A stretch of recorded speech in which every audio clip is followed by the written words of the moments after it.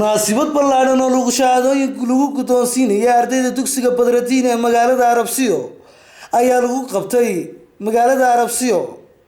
munaasabadaasi oo goobjoog ka ahaayeen maamulka wasaaradda waxbarashada, haweenweynaha ururka NAW, xildhibaano ka tirsan golaha deegaanka, uqaal iyo waalidiin aad u tiro badan. waxaana ugu horreyn halkaasi aad la kooban ka jeediyay maamulaha dugsigaasi Yaasiin Axmed Daahir iyo waliba Daahir Siciid Jaamac oo kamid ah maamulka xigeenka dugsigaasi oo ka warramay marxaladii kala duwanaayay ee dugsigaasi soo maray. shirkadda Telesom, gudoomiyaha magaalada iyo gudoomiyaha waxbarashada oo naga maqan maanta hawl imtixaanadeed isaga salaanaya mudnaya.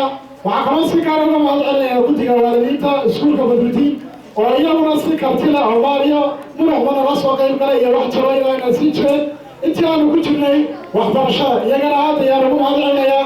waxaa kaloo aad uga mahadcelinayaa ganacsatada oo naga caawiya wixii ay u baahayeen ardayda haddii ay bugaagtahay iyo haddii ay baahi kala tahayba oo uu ka go'yahay markaasi calacalo iskuulka Badratiin. maanta halkan waxaan ka qalin jebin doonaa arday iskugu jirta fasalka 8aad iyo fasalka 2aad ee dugsiga sare. mar walba waxaan leeyahay alxamdulillaah rabbil caalamiin.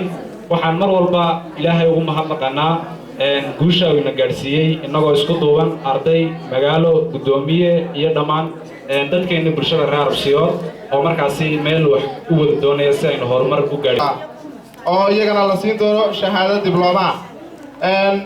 muddadii ay ardayda naga joogeen ee aan baran ee aqoonta waxa ay barteen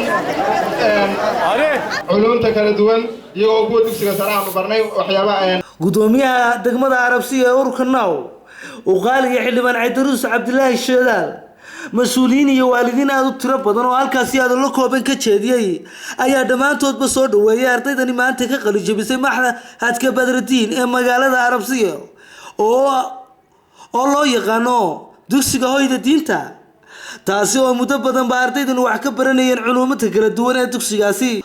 gabagabadii halkaasi waxaa shahaadooyin lagu guddoonsiiyay ardaydii ka qalin jebisay maxadkaasi oo iyagu mutaystay muddadii ay waxbarashada dhigayeen, iyo ardayduna halkaasi ku soo bandhigay aqoontii ay ka barteen dugsigaasi. ardaydaasi oo sidoo kale iyaguna mahadnaq ballaaran u soo jeediyay macallimiinta kala duwan ee dugsigaasi ee muddada dhan wax baraysay.